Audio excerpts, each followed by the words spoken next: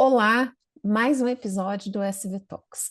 Hoje eu vou conversar com a doutora Alessandra Mello. Ela é endócrino e nós vamos falar de todos aqueles problemas que nos afetam depois dos 40 e muitos, 50 e alguns que nós mulheres enfrentamos. Doutora Alessandra, por favor, se apresente para a gente. Oi, Sara, muito obrigada pelo convite. É um privilégio, um prazer estar aqui com você. Antes de host, você é uma amiga muito querida, então muito obrigada pelo convite. É um prazer ter você aqui. E você que está começando a escutar ou assistir esse episódio agora, presta atenção.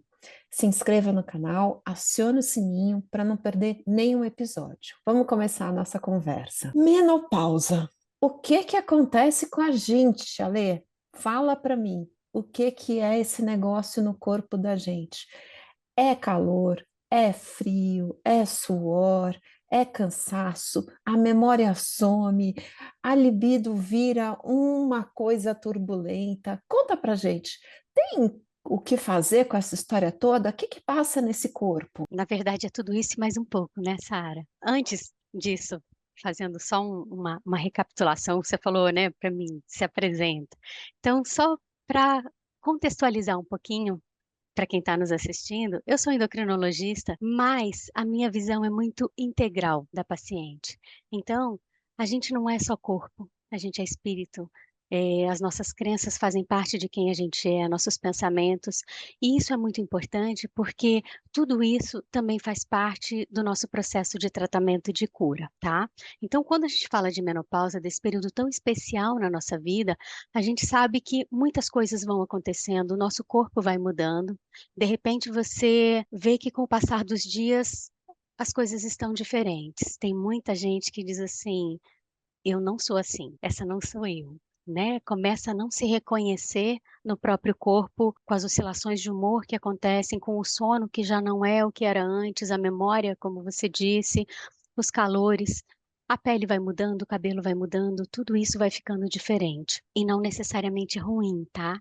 Eu digo que é uma nova fase da vida, as coisas não voltam, mas eu tenho que olhar para frente e pensar o que eu posso fazer para que a minha vida daqui para frente seja o melhor possível, né? Então a gente chama de menopausa quando a gente olha para trás, é um diagnóstico retrospectivo, tá? Eu olho para trás e já tem um ano que a minha menstruação sumiu, desapareceu, não veio mais. Porém, todos esses sintomas, todo esse turbilhão de coisas pode começar a acontecer muitos anos antes de efetivamente a menopausa acontecer, né? Então é o climatério. São todas essas mudanças que vão acontecendo quando a gente já começa a ter essa dança de hormônios, essas oscilações, e as coisas começam a ficar diferentes. Então, muitas vezes a mulher está menstruando ainda, mas ela já está se sentindo diferente. Ela está na menopausa? Ainda não, mas tudo isso já pode fazer parte do climatério, dessa síndrome toda que engloba anos antes até anos depois de efetivamente a menstruação parar. Muito bem. E aí começam os diversos sintomas, né? Então, o mais normal que a gente fala são os calores, que até fala o nome do climatério, né? Então, a sudorese noturna, mas tem muitos outros sintomas que nos acompanham aí nesse período. Vamos falar de alguns que as pessoas acham que às vezes nem conseguem associar a menopausa. Memória. Memória totalmente afetada. E o estrogênio é muito importante para a nossa memória, tá? Quando a gente fala em reposição hormonal hoje, eu tenho que pensar que a reposição hormonal não é só para aquela mulher que sente esses calores, mas é para toda mulher que pode fazer reposição hormonal e que quer, porque algumas realmente não podem. Se você tem alguma contraindicação que realmente impeça de fazer a reposição hormonal, a gente vai pensar em outras formas de aliviar determinados sintomas, o que a gente conseguir. Mas se você pode fazer e você quer fazer, os benefícios são enormes. Então, reposição hormonal melhora a memória, sim. Ah, eu não posso fazer reposição hormonal, então vamos pensar em outras coisas. Ômega 3 ajuda, magnésio ajuda, algumas outras coisas ajudam. O próprio exercício mental ajuda, né? A gente continuar mantendo a mente ativa, aprendendo coisas diferentes, fazendo coisas diferentes, se desafiando a cada dia. Tudo isso também é importante. Você fala de reposição hormonal. Tem mulheres que não podem, como é o meu caso. O câncer me impede de fazer qualquer reposição hormonal, apesar de eu ter tido um câncer triplo negativo, eu não posso fazer a reposição hormonal. Mas tem mulheres que podem e não fazem. Existe risco na reposição hormonal com a ocorrência de câncer? Na verdade, o que a gente sabe hoje, pelos estudos mais recentes, é que o risco que você tem, você vai continuar tendo, né? Então, não fazer a reposição hormonal por medo de ter um câncer, por fazer a reposição hormonal, não chega a ser uma justificativa, sabe? Agora, tem que fazer os exames de controle, faz os exames antes de começar a reposição hormonal, sim, e de tempos em tempos, periodicamente, a gente monta um calendário também de acompanhamento. Isso é imprescindível, tá? Mas a chance que você já tem, que você traz geneticamente, você vai continuar tendo. E outras coisas que podem contribuir para o aparecimento do câncer, como tabagismo, eh, consumo exagerado de álcool, consumo de alimentos ultraprocessados, sedentarismo, a própria obesidade, esses são fatores modificáveis. E isso faz muito mais diferença no aparecimento de um câncer do que pensar que eu vou repor hormônio na menopausa e que vai aparecer um câncer por causa disso, se a pessoa não cuidar, se a mulher não cuidar de todos esses outros fatores que ela pode modificar. A gente sabe que uma das coisas que mais faz bem para qualquer ser humano é um sono de descanso, aquele sono que restaurador, né? Aquela noite que a gente dorme profundamente. E parece que quando a menopausa chega, esse sonho desaparece, né? Você dorme e quer sonhar com um com um sono restaurador, mas ele não vem nunca. Como que a gente pode ter um sono melhor com todos aqueles calores da madrugada, dificuldade de dormir, acorda de madrugada, não dorme de novo, e não é porque a cabeça está com problema, não é porque você está com ansiedade, não é nada. É menopausa. O que que eu posso fazer para o sono? Então, uma das coisas que a gente pode fazer é justamente a reposição hormonal. A progesterona está muito ligada à qualidade do sono, à qualidade do humor. Então, repor hormônio de forma correta, de forma responsável, ajuda muito com os calores e com o sono, com a qualidade de sono reparador. Agora, quando não pode, tem alguns medicamentos que a gente pode usar também, quando não pode fazer a reposição hormonal, tem alguns outros medicamentos, tem alguns fitoterápicos que podem ser usados para melhorar esses sintomas também, melhorar o sono também. Uma das coisas que a gente pode usar, inclusive, é a cannabis medicinal, que é uma outra área de interesse que eu sou super apaixonada, você sabe disso. E pode ajudar muito também. E como que a cannabis pode ajudar no sono? Ajuda no sono, ajuda na ansiedade. E aí depende do perfil de produto que a gente escolhe para isso. Se mais rico em CBD ou se precisar usar o THC também. Então tem inúmeros usos porque age em inúmeros receptores diferentes. Mas pode melhorar a qualidade do sono, melhorando o relaxamento, melhorando a E, ansiedade. mas depois disso a gente não vai ficar com sono o dia inteiro. Não, porque aí também depende de dose, depende do produto. Tudo isso não fica com sono o dia inteiro. Falando ainda da menopausa, porque alguém tem que me falar que menopausa é uma coisa boa, porque eu ainda não consegui descobrir. Aumento de peso. A gente não consegue mais perder peso, gente, e não é por falta de atividade física. Eu sou a prova disso. Faço atividade física e não perco peso.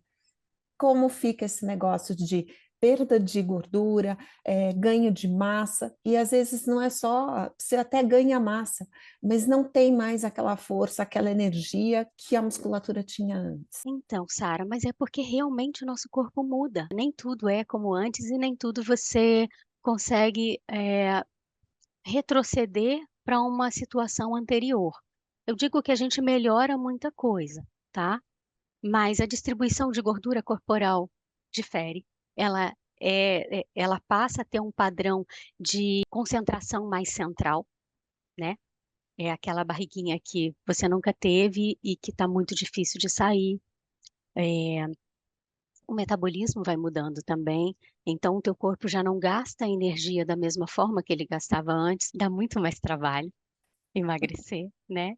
Então, mais importante ainda é a gente investir em alimentação de qualidade, em atividade física realmente, que realmente tenha um gasto calórico efetivo, sabe? E aquela coisa de, eu estou fazendo caminhada. Gente, caminhada, vamos caminhar no shopping, que a gente olha a vitrine, entendeu? Mas se é para fazer exercício, tem uma frequência cardíaca correta para você ter uma queima calórica. Menopausa é igual a fazer musculação, tá? Assim, se precisa ficar uma mensagem para este podcast, musculação. Banco de músculo, a gente precisa de músculo. O músculo vai fazer com que você mantenha a cognição, porque perda de massa muscular está ligada à demência no futuro. Então, eu preciso manter músculo para eu manter cabeça funcionando. Eu preciso de músculo para eu ter saúde cardiovascular. Eu preciso de músculo para ter autonomia, para levantar, sentar de uma cadeira, para subir escada, para passear por aí, porque a gente tem a vida inteira pela frente ainda, sabe? Eu preciso de músculo para gastar energia. Então, sem músculo, fica mais difícil ainda para emagrecer. Precisa fazer musculação. Ah, eu não gosto. Não é uma negociação. Quando a gente voltar lá para cima, a gente discute, poxa, por que que é assim? Mas é assim, eu preciso de músculo. E depois dos 40, se a gente não estiver exercitando, se você não estiver fazendo o exercício resistido, é só perda. Então, além da saúde financeira do banco, dos investimentos lá no banco, precisamos fazer um investimento no banco de músculos. Esse é muito, muito importante. E uma coisa que a gente precisa deixar claro aqui para quem está ouvindo esse podcast é o seguinte: se você está chegando aos 50, não pensa que está no final do jogo, só está acabando o primeiro tempo. Você está começando o segundo tempo e mais cansada, com mais desgaste, com menos energia, e se quer ter qualidade de vida, porque a discussão agora não é se nós vamos viver até os 100 anos, nós É vamos como? viver até os 100 anos, mas como nós vamos viver até os 100 anos? Então, a musculação é essencial, não é para carregar a sacola do supermercado, mas é para levantar da cama, é para subir escada, é para ter independência, é para não precisar das outras pessoas e você poder cuidar da sua própria vida, porque daqui para frente as coisas vão ficar mais difíceis e a musculação previne, inclusive, a osteoporose. Importantíssimo.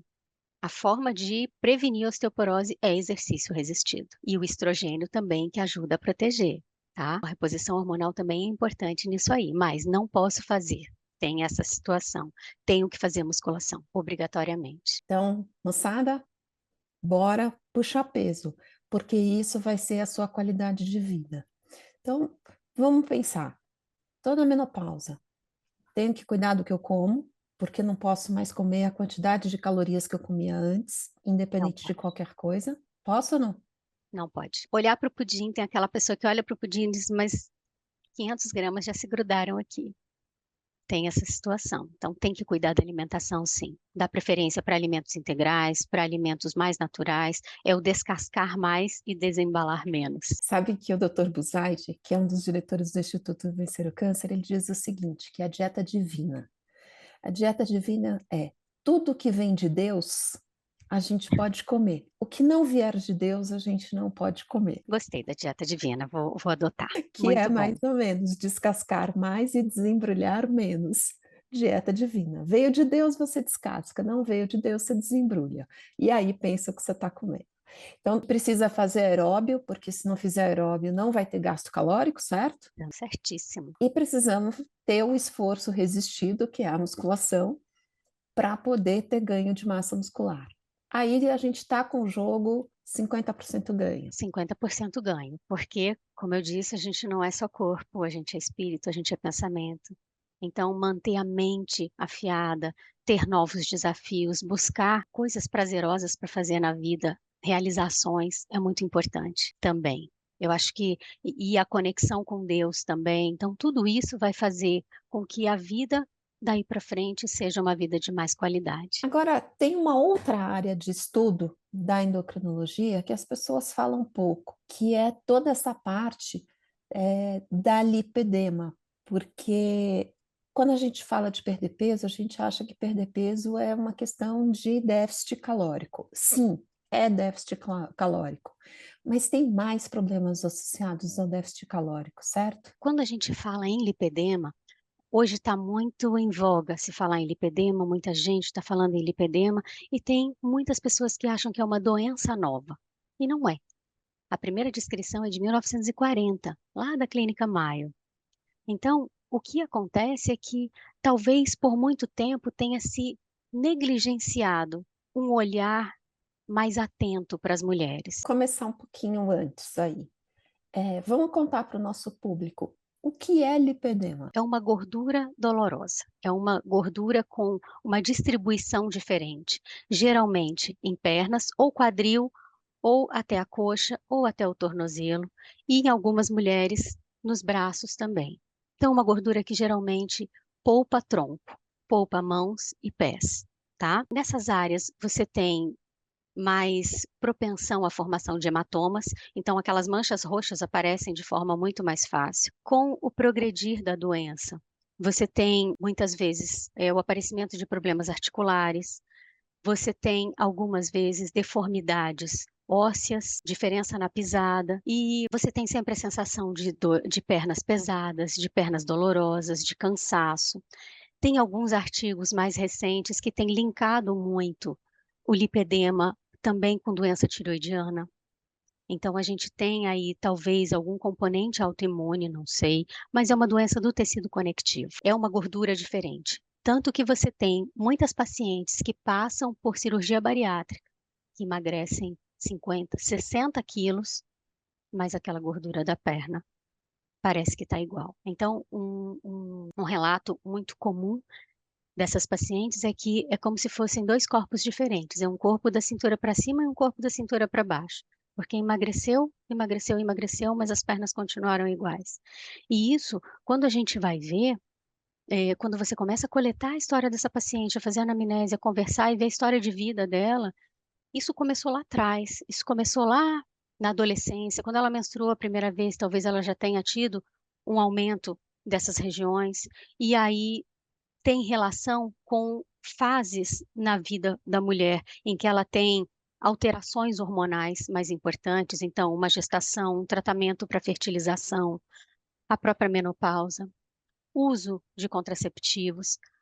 E aí a gente passa para uma outra situação, porque aí tem gente que diz assim: então, se tem a ver com hormônio, não pode fazer reposição hormonal ou não pode usar anticoncepcional? Pode, mas a gente vai escolher determinadas vias de administração e determinados medicamentos. E tudo sempre colocar na balança, porque não é, o tratamento não é exclusivamente medicamentoso, ele não é exclusivamente cirúrgico. Ele é um tratamento clínico para a vida toda.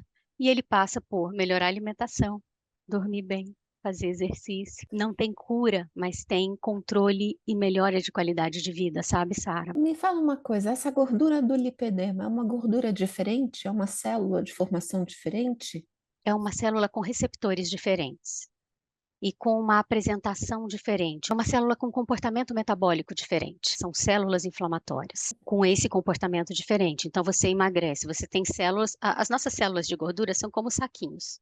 São saquinhos que enchem, são saquinhos que esvaziam. Então você tem esses saquinhos que esvaziam em outras partes do corpo e ali naquelas regiões os saquinhos continuam lá do mesmo jeito, com receptores diferentes, produzindo citocinas inflamatórias, produzindo substâncias inflamatórias que causam dor, que causam inchaço, que causam essa sensação de peso. Então, tem tudo isso que é diferente, sim. A lipoaspiração trata o lipedema? Então, a lipoaspiração, uma lipoaspiração diferente, né, com uma técnica diferente, ela trata tirando o excesso de gordura dessas áreas.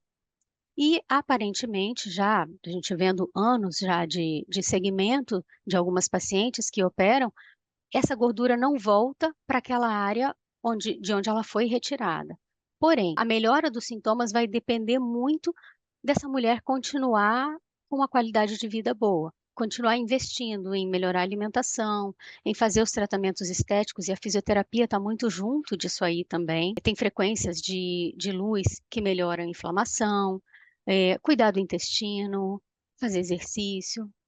Então, não é um tratamento separado em si. Tipo assim, eu tenho lipedema, então se eu operar eu resolvi?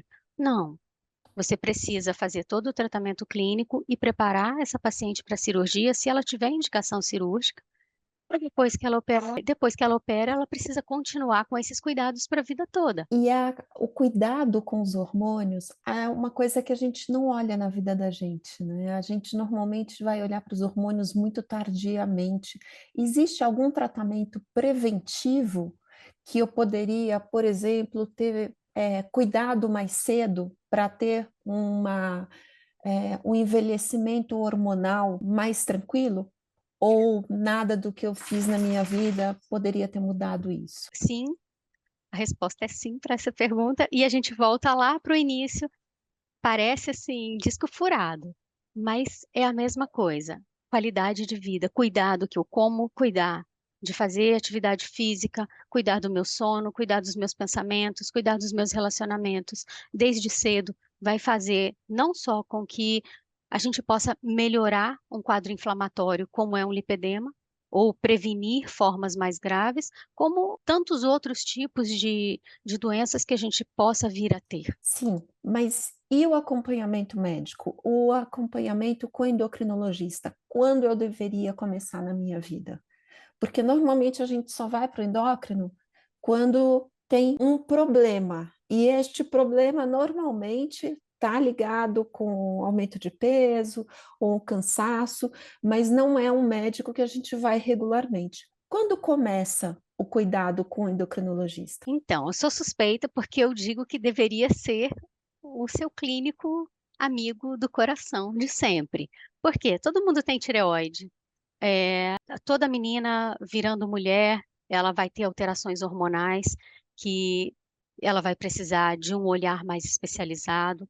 Então, na minha opinião, todas as pessoas deveriam passar pelo endocrinologista já na adolescência, para ter um acompanhamento mais especializado mesmo, né? Porque, de repente, é, a queixa é muito cansaço. Isso a gente ouve hoje 10 em 10, né? Pacientes, estou muito cansado, meu cabelo está caindo e tal.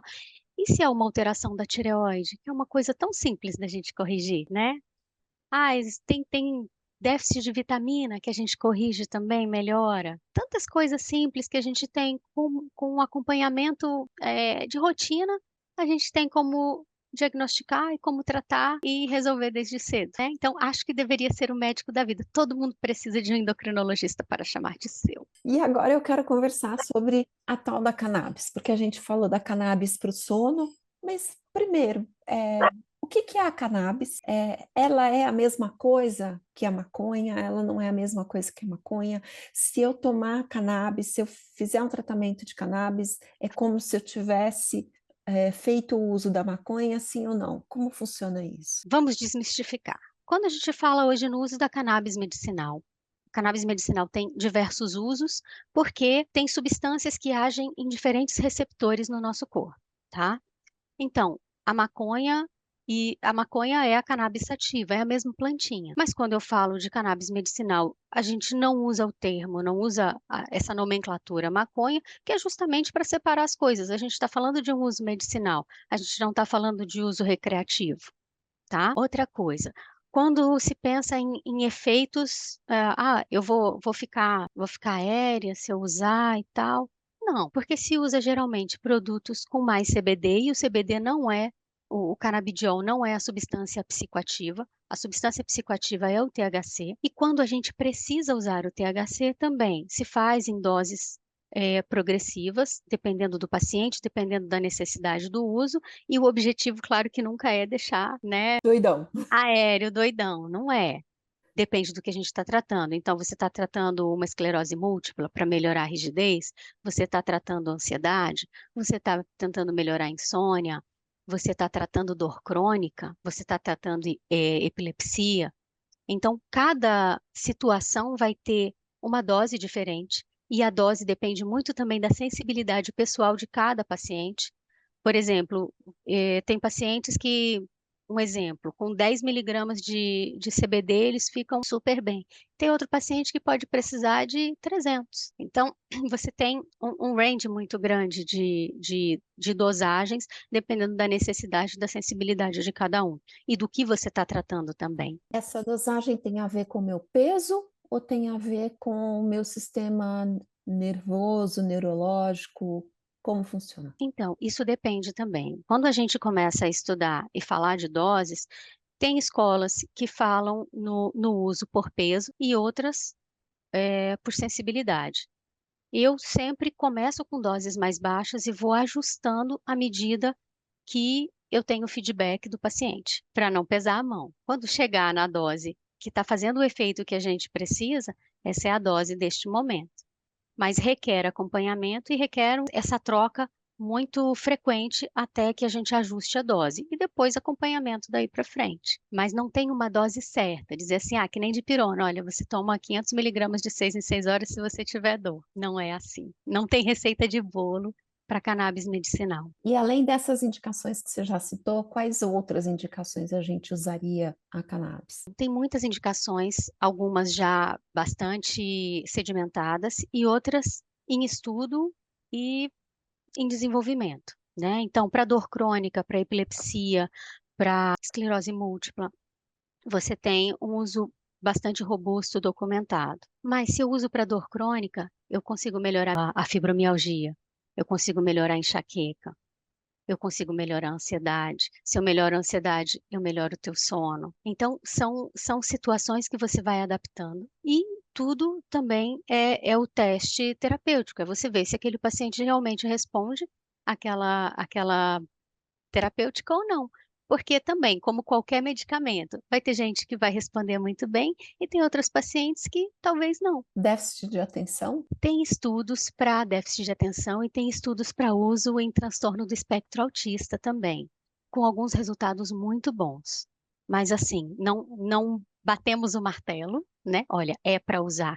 E ninguém está falando na cannabis medicinal como uma terapia de primeira escolha, não ainda nesse momento, tá?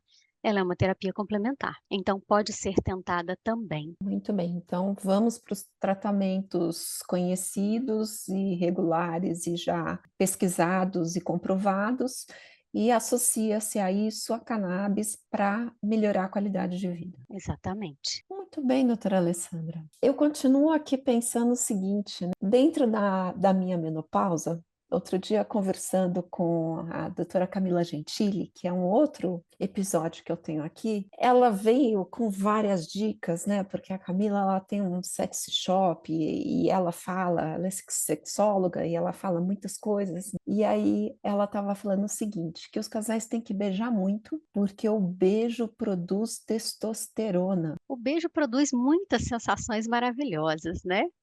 Além de testosterona, ocitocina, dopamina, vem um monte de sentimentos bons quando você beija. Fora a questão da conexão mesmo, é muito importante para um casal ter essa conexão. Eu acho que tudo começa no beijo mesmo. Deixar de beijar já é um negócio que dá um. Você começa a olhar e diz assim: poxa, a gente está ficando amigo, né? Então é importante beijar, acho muito importante. Acho que Mas produz muitas substâncias.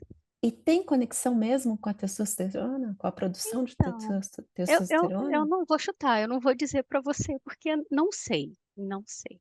Ah, tá. Porque eu fiquei e falei, bom, então espera aí, né? Se a Vou minha pesquisar e eu te falo, mas se a Camila disse, ela deve ter um embasamento. se a gente Acredito fica na na Camila. menopausa com a testosterona lá no chão, entendeu?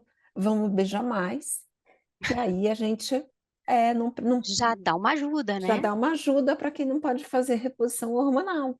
E qual a dica de ouro para a gente poder cuidar da nossa juventude, cuidar do nosso bem-estar, cuidar da nossa qualidade de vida, né?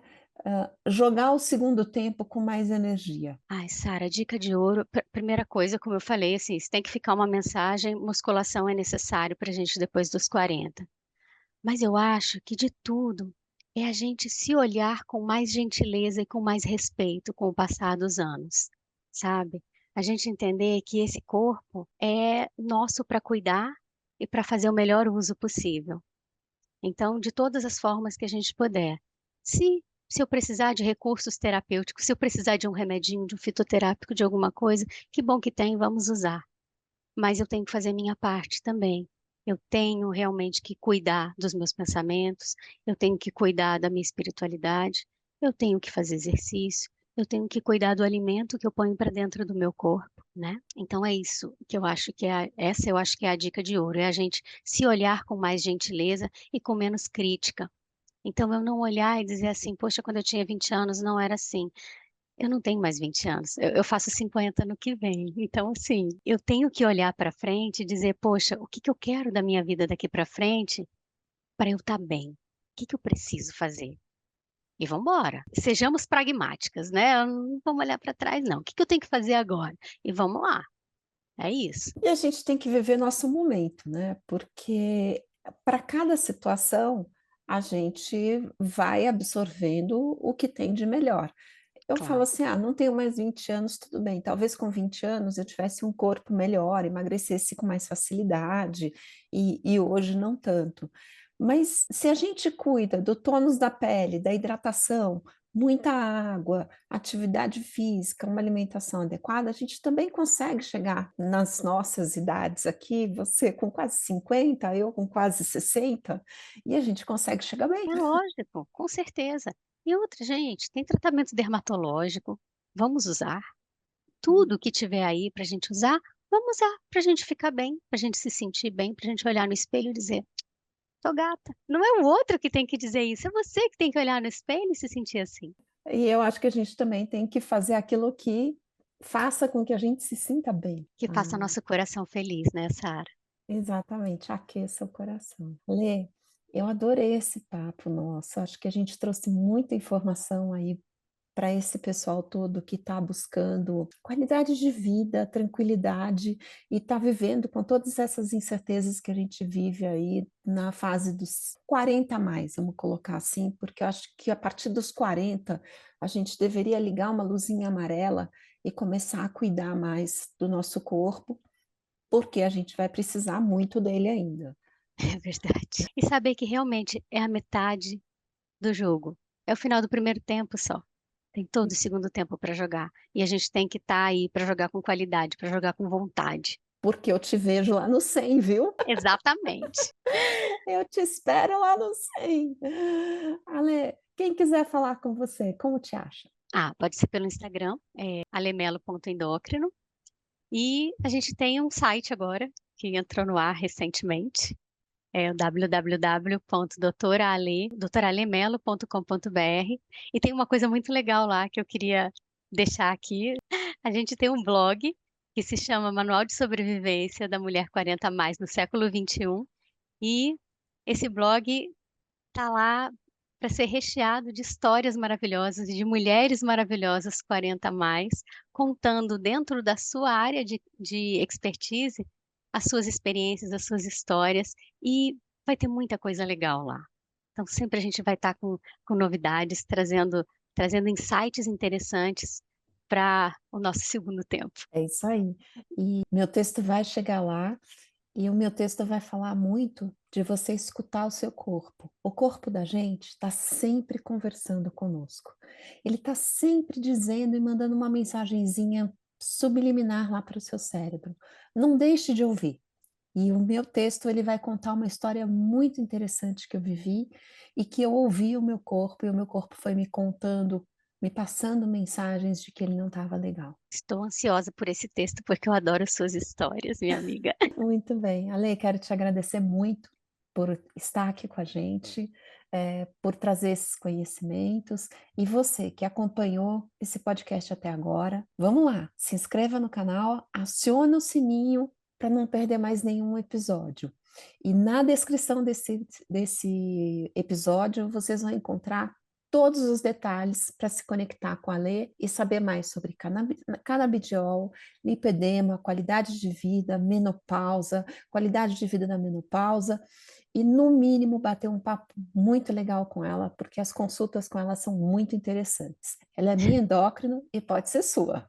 Fico à disposição. Foi um prazer. Muito obrigada, Sara, pelo convite.